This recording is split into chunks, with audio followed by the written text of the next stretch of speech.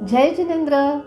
हम सुन रहे हैं संत शिरोमणि आचार्य श्री विद्यासागर मुनिराज जी का पूरा जीवन चरित्र कथा रूप से उस श्रृंखला की सुन रहे हैं अगली कड़ी। तो चलिए शुरुआत करते हैं मंगलाचरण से। हाँ, मगर ये जो मंगलाचरण है ना, वो लिखा है खुद आचार्य श्री जी ने। दोहा स्तुति शतक इस खंड काव्य का ये मंगलाचरण है। सुनते हैं। शुद्ध भाव से नमन हो शुद्ध भाव के काज, स्मरो स्मरु नित थुति करू उर में करू विराज।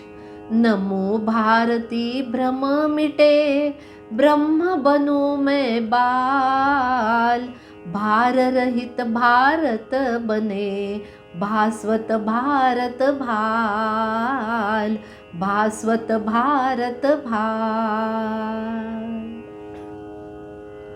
श्रोताओ, पिछली कड़ी में हमने सुना आचार्य श्री विद्यासागर जी लिखित मूक माटी महाकाव्य का संक्षिप्त परिचय। संत की तपस्या से अनुभूतित होकर मुक्त छंद रूपी इस काव्य से हमें जीवन दर्शनी प्राप्त हो गया। पाप रूपी इस जीवन को हम पुण्यमय कार्यों से शुद्ध कर सकते हैं, यही संदेश इस काव्य से हमें मिला। श्रोताओं, क्या आप सबने सुना मूक माटी का संक्षिप्त परिचय जो मैंने आपको दिया? क्योंकि ये महाकाव्य है, बहुत कठिन है, लेकिन उसका बहुत ही छोटा सरल रूप करने का, संक्षिप्त रूप करने का मैंने प्रयत्न किया। आपने सुना होगा, नहीं सुना तो आप अवश्य इसे सुनिए। चलिए आगे सुनते हैं उनके लिखे हुए हिंदी साहित्य संपदा को। पहला है नर्मदा का नरम कंकर। यह जो खंड काव्य है वो छंद मुक्त है, जिसमें 36 कविताएं हैं।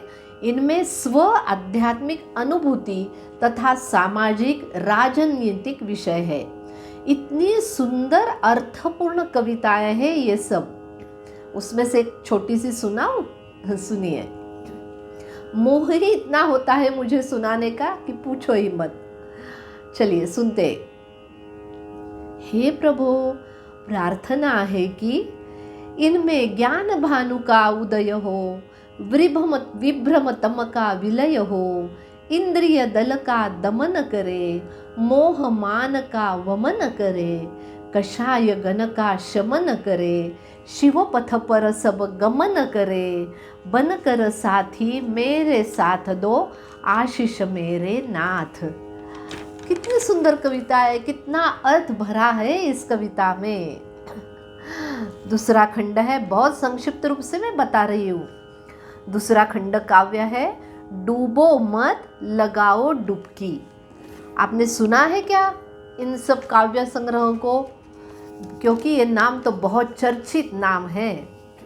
42 कविताएं हैं इसमें, जो हमें बताती है कि संसार में रहकर शांति का अनुभव कैसे किया जा सकता है। डूबो मत डुबकी लगाओ, नाम ही कैसा है देखो। इस कविता में तो कवि डुबकी लगाने के लिए तुम्बी का आधार लेने के लिए कहते हैं, पर कब तक तैरने की कला सीखे तब तक।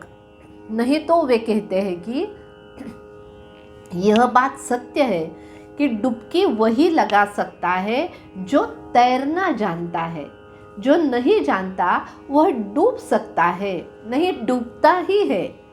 डूबना और डुबकी लगाने में उतना ही अंतर है जितना मृत्यु और जीवन में। हर एक कविता से हमें कुछ न कुछ प्राप्त ही होता है। इसलिए इसमें से जो जितनी कविता है ना, बहुत बहुत सुंदर है, बहुत अर्थपूर्ण है, चिंतनशील है। आगे है काव्य संग्रह तोता क्यों रोता है। यह भी छंद मुक्त काव्य है। 55 कविताओं का खंड काव्य है। इसमें व्यक्ति वर्तमान के उपलब्ध वैभव से संतुष्ट न होकर भविष्य की महत्वाकांक्षाओं को लेकर रोता रहता है। इसी का चित्रण इन कविता में है, जो पंचान्न कविता इसमें है। तोता क्यों रोता, इस काव्य में तो दान देने वाला दाता और पात्र यानी अतिथि, यह विषय लेकर कवि ने बहुत ही चिंतनशील विचार हमारे सामने रखे हैं। आप इसे अवश्य पढ़िए। चौथा है निजानुभव शतक। यह शतक वसंत तिलका छंद में 104 पद्यों में लिखा है। पहले तो देव शास्त्र गुरु को वंदन किया है 3 छंदों में, बाद में तो अनेक विषय लिखे हुए हैं। सुनो, जिसमें वंदन किया है ना, वो एक छंद काव्य सुनाना चाहती हूँ। जो जानते सकल लोक तथा अलोक, ना मान यान परिरूढ़ सदा अशोक, ऐसे महेश ऋषभेश प्रभो जिनेश, रक्षा करे मम मुझे सुख दे विशेष। वीतरागी भगवान को नमन करके कवि ने एक से एक अर्थपूर्ण छंद लिखे हैं। उसमें से एक सुनाना चाहती हूँ, सुनोगे ना? खाना खिला जल पीला तन को सुलाता, खाना खिला जल पीला तन को सुलाता, तू देह की मलिनता जल से धुलाता, चिंता नहीं पर तुझे निज की अभी भी, अरे चिंता नहीं पर तुझे निज की अभी भी, कैसे तुझे सुख मिले ना मिले कभी भी। कितना सच है ना? बाहर का इतना करते रहते हैं, लेकिन आत्मा को जानते हैं कि हम लोग नहीं। यही तो कवि यानी आचार्य श्री हमें बता रहे हैं। इससे आगे का है मुक्तक शतक। इसमें 102 छंद है। प्रत्येक छंद में कुछ देते हैं कवि हमें, जैसे क्यों बनता तू बावला, अरे मानवा क्यों बनता तू बावला, सोच अब निज का भला, यह मनुज में ही कला, अतः उर में समभावला। समता रखेगा तो सब कुछ प्राप्त कर सकेगा, यही बताना चाहते हैं आचार्य श्री। आगे है दोहा स्तुति शतक। 101 दोहों में 24 भगवान की स्तुति की गई है। प्रत्येक भगवान का 4-4 दोहों में गुणानुवाद किया गया है। चलिए आदिनाथ भगवान को नमन करके वंदन करके उनने लिखा हुआ दोहा गाते हैं। आदिम तीर्थंकर प्रभु आदिनाथ मुनिनाथ, आदि व्याधि अघमद मिटे, तुम पद में मम मात, तुम पद में मम मात। ऋष का होता अर्थ है दयामय शुभ धर्म, ऋष से तुम भरपूर हो, ऋष से मिटते कर्म।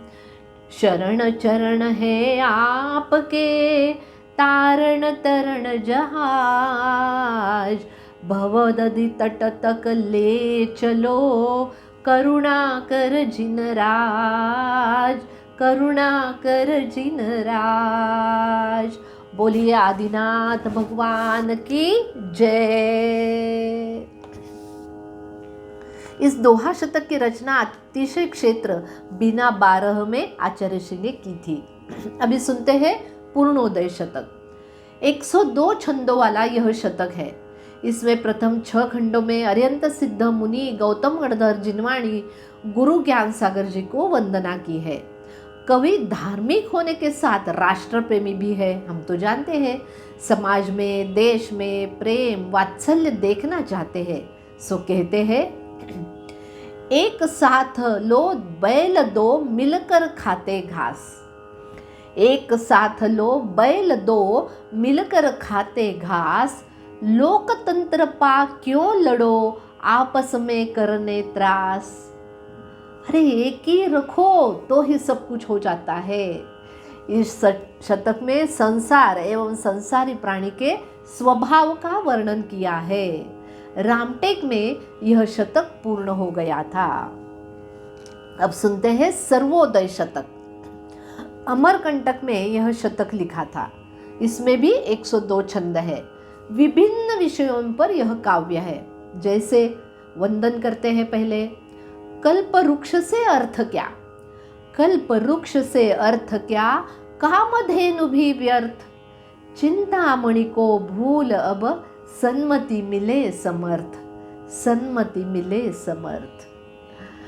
उपदेश देते हुए कहते हैं, सुचिर काल से सो रहा तन का करता राग, सुचिर काल से सो रहा तन का करता राग, उषा समनर जन्म है, जाग सके तो जाग, अरे जाग सके तो जाग। मैंने कहा ना, हर एक छंद, हर एक कविता इतनी अर्थपूर्ण है। उसमें से जो शब्द है ना, हर शब्द का इतना सुंदर अर्थ मालूम होता है हमें जब हम उसका चिंतन करते हैं। महाकवि आचार्य श्री विद्यासागर महाराज मुनिपद लेने से पहले ही कविता लिखते थे। उन्होंने अनेक स्तुतियाँ एवं भजन लिखे हैं। आचार्य शांति सागर महाराज जी पर 36 पद्य, आचार्य वीर सागर जी महाराज जी पर 42, शिवसागर जी, आचार्य शिवसागर महाराज जी पर 22 छंद, आचार्य ज्ञान सागर महाराज जी पर 20 छंद काव्य इन्होंने लिखे हैं। इसके अलावा अनेक भजन उन्होंने लिखे हैं, जो देखिए हिंदी, इंग्लिश, बंगाली ऐसे अनेक भाषाओं में लिखे गए हैं। श्रोताओं, आचार्य श्री ने इसके साथ अनेक ग्रंथों का पद्यानुवाद भी किया है, क्योंकि विश्व में अनेक भाषा है। द्रव्य, क्षेत्र, काल अपेक्षा उसकी मर्यादों में अनेक साहित्यकार साहित्य सृजन करते हैं। उनकी लिखी हुई विषय वस्तु स्पष्ट, सरल, सुबोध रूप में जनमानस तक पहुंचाने के लिए उनका अनुवाद पद्य या गद्य में किया जाता है। अनेक विद्वान लोग इसका अनुवाद करते हैं। तो ऐसे कई ग्रंथों का पद्यानुवाद आचार्य श्री जी ने किया है। चलिए संक्षिप्त रूप से ये भी सुन लेते हैं, उसका भी परिचय कर लेते हैं। आपको लगता होगा कि ये क्या सुना रही है। उनका चरित्र सुना, कथा रूप से सुनाना चाहती थी मैं, लेकिन उनका ये महान कार्य है, साहित्य पर, हम पर उन्होंने किया इतना बड़ा उपकार है। कम से कम हमें ये नाम तो मालूम हो जाए, यही मैं चाहती हूँ। क्योंकि ऐसे तो अभी हम ग्रंथ लेकर पढ़ने वाले नहीं हैं, लेकिन आचार्य श्री जी ने पूरे जिंदगी भर जितना साहित्य लेखन किया है, कम से कम हम अज्ञानी लोग उसका नाम तो जाने। तो ये सुनाना मैं चाहती हूँ, यही उद्देश्य है ये सब करने का। इसे आप व्यर्थ मत कीजिए, आप सुनिए और शेयर करके ये दूसरे स्वाध्यायों को, धार्मिक लोगों को भी ये सुनने के लिए प्रोत्साहित कीजिए, क्योंकि ये किए हुए आचार्य श्री जी के हम पर अनंत अनंत उपकार है। कोई विरल साधु ही ऐसे होते हैं जो साहित्य लिखते हैं, जैसे ज्ञान सागर, आचार्य ज्ञान सागर महाराज जी ने भी बहुत कुछ लिखा। उसके बाद आचार्य विद्यासागर जी ने ये साहित्य सृजन किया है। तो हमारा कर्तव्य है, हम श्रावक श्राविका है, तो ये सब हम पढ़े। अभी पढ़ने के लिए तो हमारे पास टाइम नहीं है, लेकिन हम ये सुने, इतना तो हम अवश्य कर सकते हैं। तो चलिए वो सुनाने का मैं अल्प सा प्रयत्न कर रही हूँ। पहला ग्रंथ है, जब आप सुनोगे ना तो आपको इसका महत्व मालूम होगा। पहला ग्रंथ है जैन गीता। क्या आपने नाम सुना है? मैंने तो नहीं सुना था, पहली बार मैंने ये पढ़ा और सुना। इसका निर्माण बहुत ही रोचक है, सुनने जैसा है।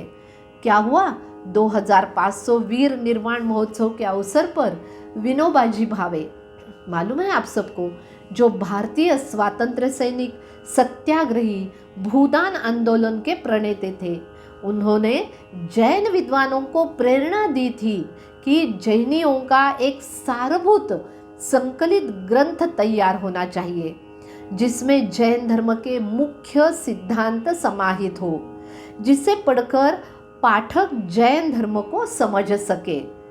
तो ब्रह्मचारी जिनेंद्र वर्णी जी ने अनेक ग्रंथों की जो गाथाएं हैं उनका संकलन किया और तैयार हो गया ग्रंथ जैन धर्म का सार। पर इस पर विद्वानों का एक मत नहीं हुआ, तो उसके बाद तैयार हुआ जिन धम्म ग्रंथ। पर इसमें भी संतुष्टि नहीं हो गई, तो आदरणीय विनोबाजी भावे ने संगोष्ठी ली जिसमें आचार्य, मुनि, विद्वान ऐसे 300 लोग थे। तो बड़ा उहापोह हो गया, ग्रंथ तैयार हुआ, पर गाथा कितने रखे उसमें। तो विनोबाजी ने कहा जैन समाज में 7 एवं 108 अंक बहुत बहुत प्रिय है, अतः दोनों को परस्पर गुणा करके 756 गाथा लेते हैं। तो तैयार हो गया जैन गीता, यह ग्रंथ जिसमें 756 गाथाएं सम्मिलित की गई। तो श्रोताओ, सुना ना आपने, हर ग्रंथ लिखने के पीछे कुछ न कुछ घटनाएं अवश्य होती ही है। तो ऐसा जैन दर्शन सिद्धांतों को प्रस्तुत करने वाला यह ग्रंथ जैन गीता, उसके बारे में मैं बताना चाहती हूँ क्या है उस ग्रंथ में, लेकिन अभी नहीं, अगली कड़ी में। श्रोताओ, मुझे क्षमा करें अगर मुझसे कुछ ज़्यादा ही शब्दों में आप बातचीत की गई हो, लेकिन मेरा स्वभाव ही ऐसा हो गया है कि जितना मुझे मालूम है वो सब बताऊं, क्योंकि ज़्यादा से ज़्यादा धर्म प्रभाव ना हो जाए। चलिए, जय जिनेंद्र आप सबको।